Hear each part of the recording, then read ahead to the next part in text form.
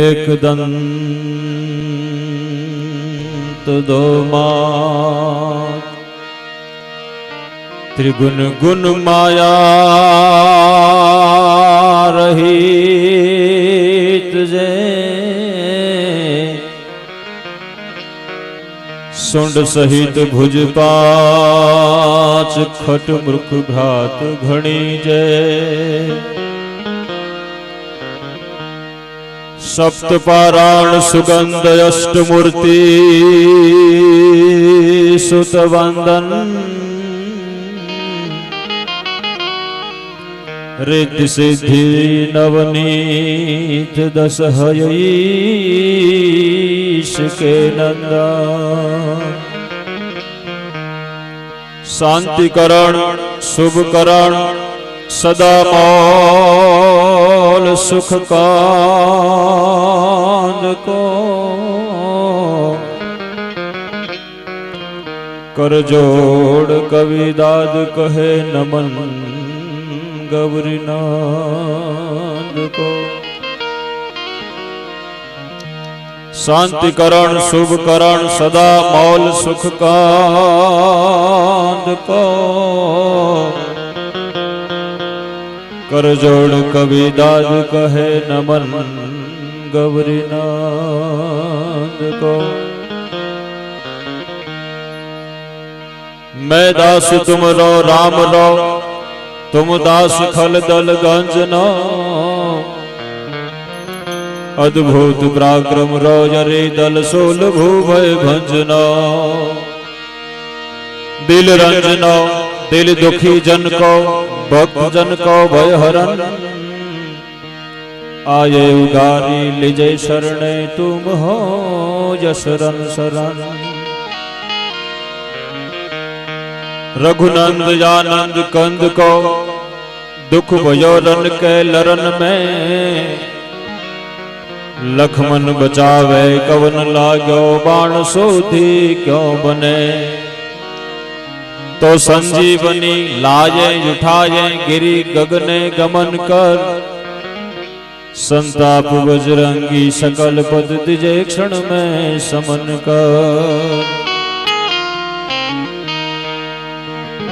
मैं दास तुमरो राम रो तुम दास खलदल गंजनो अद्भुत पराक्रम रो जरे दल सोल भू भय भंजनो दिल रंजनो दिल दुखी जन को भक्त जन को भय हरन जाय युगारी विजय शरण तुम हो शरण शरण रघुवनंद आनंद कंद को दुख भयो रन के लरन में लखमन बचावे कवन लाग्यो बाण सोती क्यों बने संजीवनी लाजे उठाए गिरी गगने गमन कर संताप बजरंगी सकल पद दिजे क्षण में समन कर एवी आ वानरवीर हनुमान जी महाराज की जग्या अने एमां भगवती गो ज्या विराजती होय ज्या गोना बेसणा होय गौतरीना ज्या निवास होय एवी गौशाला अने सौराष्ट्रनी भूमि एना माटे तो अमे कायम गौरव लईए छीए प्रौढ़ सिंधु भरे झोकती पश्चिमे मध्यमा यश यानी अटारी हिंद देवी तणी कमर पर चमकती धड़कसी दीक्षण जाने कटारी पहाड़ उन्नत मुखे कीर्ति उचारता वही जति जल निधि गान सरणी एवी भारती मात ने वंदु धन यावड़ी धन धन्य हो धन सौराष्ट्र धरणी આજની આ સંતવાણી યોગાનો યોગ છેક ઉત્તર ગુજરાતથી મારે આવવાનું થયું છે પણ ભારત વર્ષની ભૂમિ એ તો સંતોની ભૂમિ છે ભારત વર્ષની ભૂમિ એ તો સંસ્કૃતિની ભૂમિ છે ભારત વર્ષની ભૂમિ એ તો ભજનની ભૂમિ છે અને એમાં સમગ્ર ભારતનું જેને હૃદય કહી શકાય એવી ગરવેલી ગુજરાત ગુજરાતમાં ગુજરાતનો મુગટ કહી શકાય એવી આ સૌરાષ્ટ્રની ભૂમિ જ્યાં સંસ્કારો ખમીર પલોઠી વાળી અને આ ધરતી ઉપર એમ કહેવાય બેઠું હોય એવી આ સૌરાષ્ટ્રની ભૂમિ આજ એવા નામી કલાકારો આપણી વચ્ચે છે. સુરીલા જેને કહી શકાય, પ્રિય બોલવું સજનતા, દાતારી સુરપંથ, એતા અભ્યાસ ન મિલે વો તો બિના કૃપા ભગવાન. પરમાત્માની કૃપા થાય તો જ સારું ગાઈ શકાય, સારું બોલી શકાય, સજન થઈ શકાય, દાતાર થઈ શકાય. પરમાત્માની કેવલ કૃપા હોય તો જ થઈ શકે. એવી જેમના ઉપર કૃપા છે એવા આપણી વચ્ચે છગનભાઈ ભગત, તમારા વિસ્તારનું ગૌરવ, લાખાભાઈ બોરીચા, બે બહેનો છે રશ્મિતાબેન રબારી, એ પણ હમણાં વધારશે. પણ મારા માટે ગૌરવની બાબત એ છે કે અમે ઉત્તર ગુજરાતમાં કાયમ સાહિત્ય બોલતા હોય, પણ સાહિત્યનું જેને ઘર કહી શકાય, સંસ્કૃતિનું જેને ઘર કહી શકાય એવી સૌરાષ્ટ્રની ભૂમિ. ગઈકાલે અહીંયા ધજાળા લોમેવ ધામમાં સંતવાણી હતી, ત્યાંથી સીધું જ અહીંયા આવવાનું થયું. એટલે અમારા માટે આ ગૌરવની બાબત કહી શકાય. ભારત વર્ષની ભૂમિ તો એવી પવિત્ર ભૂમિ છે જેના માટે કવિ દાદ બાપુ લખે છે કે શબ્દ એક શોધું આખી સંહિતા નીકળે. ભારત વર્ષની ભૂમિ એવી પવિત્ર ભૂમિ છે, શબ્દ એક શોધું આખી સંહિતા નીકળે. કુવો જ્યાં ખોદું ને બાપ એમાંથી સરિતા નીકળે. શબ્દ એક શોધું અને સંહિતા નીકળે. સાવ અલગ તાસીર છે આ ભૂમિની, અહીંયા તો મહાભારત વાવો અને ગીતા નીકળે. શબ્દ એક શોધું અને સંહિતા નીકળે. હજી ક્યાંક ક્યાંક ધબકે છે લક્ષ્મણની રેખા, જ્યાંથી રાવણ બીતા બીતા નીકળે. શબ્દ એક શોધું અને સંહિતા નીકળે. હજી જનક જેવા આવીને હળ હાકે તો આ ધરતીમાંથી સીતા નીકળે. શબ્દ એક શોધું અને સંહિતા નીકળે. દત્ત યોગી આવી અને જો ફૂંક મારે ને બાપ તો આ ધરતીમાંથી ધૂણા તપના દખીતા નીકળે. શબ્દ એક શોધું અને સંહિતા નીકળે. સાવ અલગ તાસીર છે આ ભૂમિની. અને છેલ્લે કવિ દાદ લખે છે કે દાદ સાવ અજાણ્યું નગર છે. મારા માટે તો સાવ અજાણ્યું નગર છે, પણ એમાંય ખૂણે ખૂણે આપ જેવા ઓળખીતા નીકળે. શબ્દ એક શોધું અને સંહિતા નીકળે. એવી આ ભારત વર્ષની ભૂમિ છે. ભારત વર્ષની ભૂમિમાં 24 વખત પરમાત્માને અવતાર લેવાની ઈચ્છા થાય. સાહેબ, ઇંગ્લેન્ડમાં ક્યાંય પરમાત્મા જન્મ્યો હોય મેં તમે સાંભળ્યું નથી. અમેરિકા અને જાપાન પેરિસમાં ક્યાંય પરમાત્માએ જન્મ લીધો હોય મેં તમે સાંભળ્યું નથી. પણ 24 વખત આ ધરતી ઉપર અવતાર લેવાની જેને ઈચ્છા થાય એવી પવિત્ર ભૂમિ. જય જય મેન કમટ નર હર બલ વામન પરશુરામ રઘુવીર કૃષ્ણ કીર્તિ જગ પાવન બૌદ્ધ કલ્કી વ્યાસ પૃથુ હરિહંસ મનંતર યજ્ઞ વૃષભ હે ગ્રીવ ધ્રુવ વર્ધન ધનંતર દત્ત કપિલ દેવ બદરી બધી સનકાદિક કરુણા કરાવનો 24 રૂપ લીલા રુચિર અગ્રદાસ રૂપ ધરો. આવા 24 અવતાર લેવાની જેને ઈચ્છા થાય એવી આ ભારત વર્ષની પવિત્ર ભૂમિ છે. આજે આપણી પરંપરા મુજબ સંતવાણીની શરૂઆત એ ગણપતિ વંદનાથી થાય. શું કામ ગણપતિ વંદનાથી થાય હું તમે જાણીએ છીએ. મારે સાહિત્યની આજે વાતો કરવી છે, ગાયો વિશે ઘણી વાતો કરવી છે, પણ એ પછીના રાઉન્ડમાં થાય. ગણપતિ પહેલા બહુ વાતો ન કરાય એવી આપણી પરંપરા છે. અને ગણપતિ વંદના જ શું કામ? કથા હું તમે જાણીએ છીએ કાર્તિક સ્વામી અને ગણપતિ મોટું કોણ એવો વાદ ચાલે. એ વખતે બુદ્ધિના દેવતાએ સૌપ્રથમ 68 તીર્થ કરતા મોટું તીર્થ મા બાપ છે એવું જગતના ચોકમાં જેને પ્રસ્થાપિત કર્યું, જેને સાબિત કર્યું, એટલા માટે સૌપ્રથમ ગણપતિ વંદનાથી કાર્યક્રમની શરૂઆત થાય. શુભ કામ છે ગણપતિ વંદનાથી થાય. બીજી વાત કોઈ એવી કરે કે ગણપતિના કાન મોટા છે.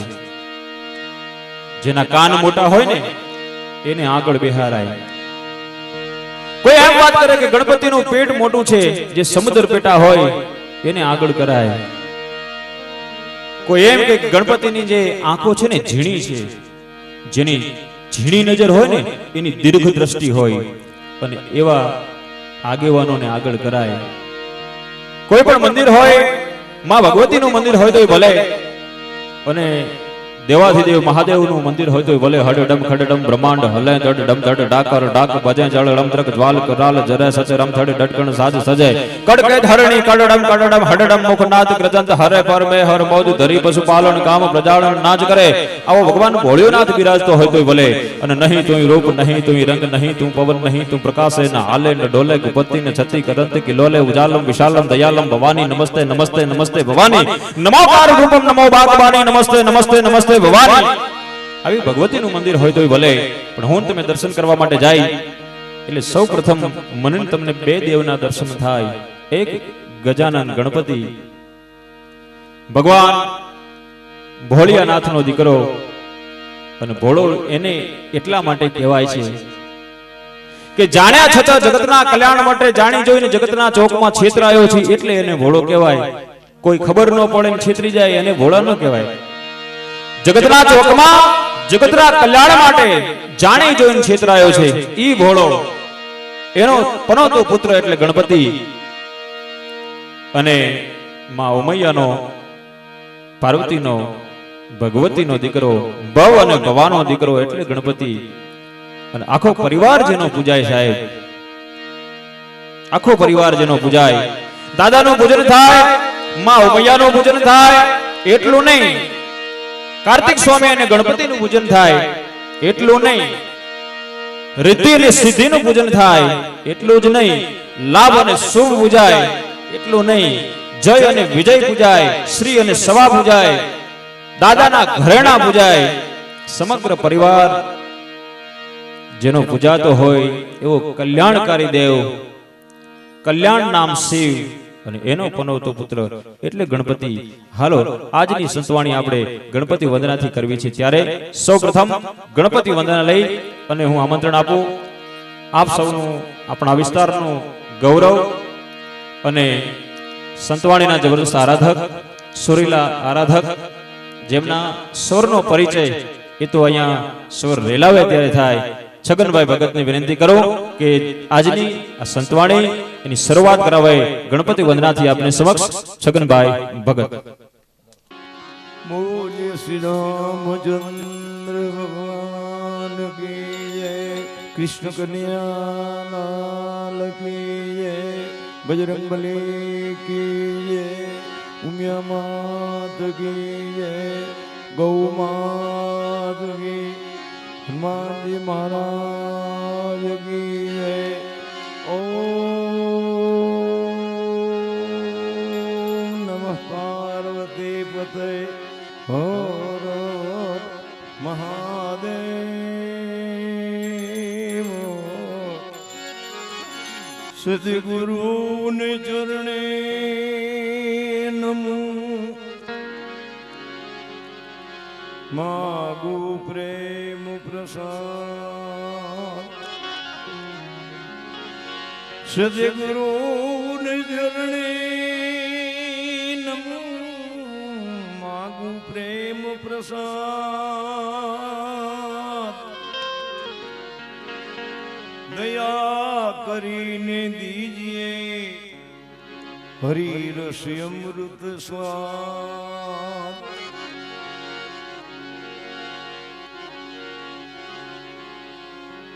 ગુરુદેવની દયા વિના સપને મળે નહીં સત્સંગ.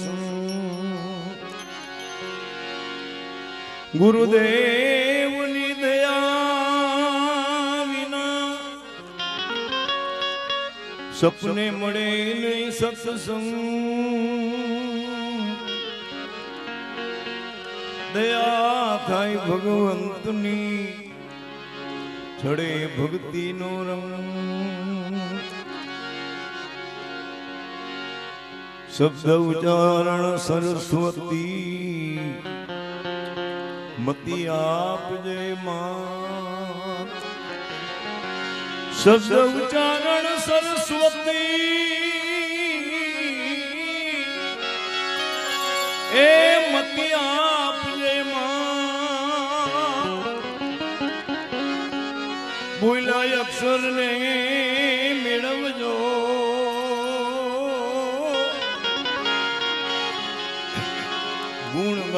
શ્રી રામ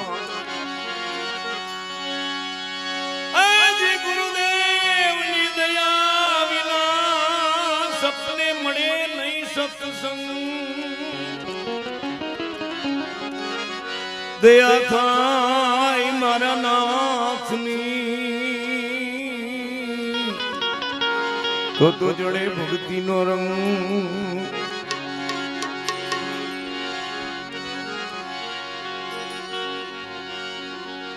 गुरु मिला तो सब कुछ मिला भाई और मिला नहीं कोई सुतधारा लक्ष्मी हो तो घरे घर में होय खरेखर धर्मदास बापू એટલું પવિત્ર સાધુ છે કે જેનું આપણે વર્ણન ન કરી શકીએ એના સાનિધ્યમાં રહેવાની જ મજા છે એને કોઈ દિવસ મન થાય પણ આવે નહીં એના જીવનમાં એક સેવકની રીતે પોતે સેવા કરી રહ્યા છે ત્યારે તમે જુઓ એ સેવાનું ફળ આ જગ્યાનો વિકાસ તમે જુઓ અને એવો ઓલિયો છે નિખાલસ હૃદય જેનું કોઈ પાસેથી એને પૈસા અતિ લઈ લેવાની કોઈ ભાવના નહીં ખીચામાં નાખે નહીં અહીંયા દઈ જાવ તમારે દેવું તો હનુમાનજી પાસે મૂકી જાવ અને વૈથા હોય તો કોઈક બીજાને અહીંયા રાખો ને કે અહીંયા મને ન હે કે હુવા દે આવો સાધુ અને આજનું જે આયોજન કર્યું છે આયોજક મિત્રો બધા